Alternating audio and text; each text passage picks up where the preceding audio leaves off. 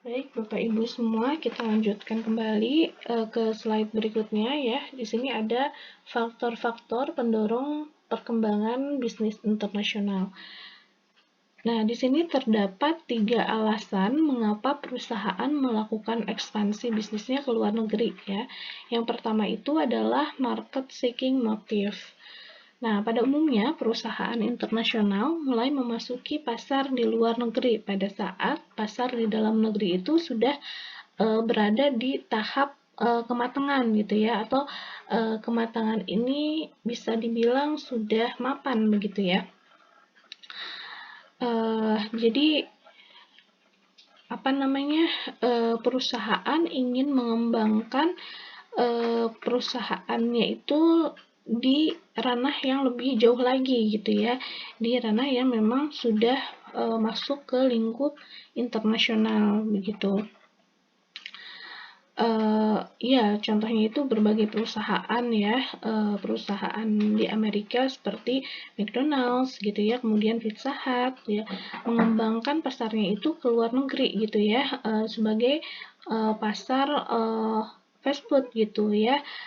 Jadi di negara asalnya itu mereka sudah sampai tahap perusahaan itu dalam keadaan matang gitu ya, atau dalam keadaan mapan begitu ya.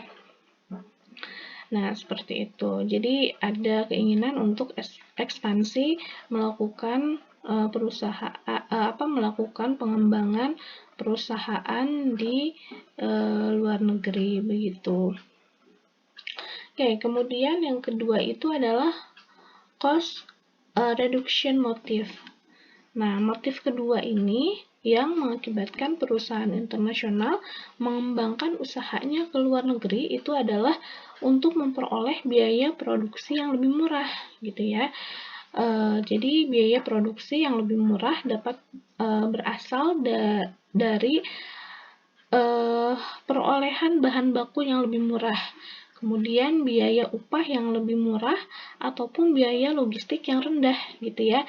Sebagai contoh, misalnya perusahaan Toyota dapat memperoleh harga pokok produksi yang lebih murah dengan membangun perusahaan atau membangun pabrik perakitan mobil di Indonesia begitu. Nah, hal ini terjadi karena biaya tenaga kerja di Indonesia itu lebih rendah gitu ya, dibandingkan dengan biaya tenaga kerja yang ada di Jepang gitu. Nah, selain itu dengan membangun pabrik perakitan mobil Toyota di Indonesia, maka perusahaan Toyota juga terhindar dari pajak bea gitu ya. Pajak bea cukai yang memang cukup tinggi gitu ya. Kalau misalnya perusahaan itu ambil mobilnya di di Jepang begitu ya. Nah, sehingga dengan memproduksi di Indonesia maka akan lebih murah gitu ya untuk biaya produksinya gitu. Nah, kemudian untuk yang faktor yang ketiga itu adalah strategic motive ya. Perusahaan internasional melakukan kegiatan bisnis di negara lain dengan tujuan memelihara dan meningkatkan posisi bersaing perusahaan baik di dalam industri maupun di dalam segmen pasar tertentu gitu. Nah, jadi perusahaan internasional ini melakukan kegiatan bisnis di negara lain bisa juga didorong dengan motif strategi gitu ya, untuk mengikuti pelanggannya yang ada di luar negeri gitu. Nah, jadi ya kita memelihara persaingan gitu ya, atau meningkatkan persaingan perusahaan begitu ya. Nah, itu adalah faktor-faktor perusahaan mendorong untuk masuk ke bisnis internasional begitu ya.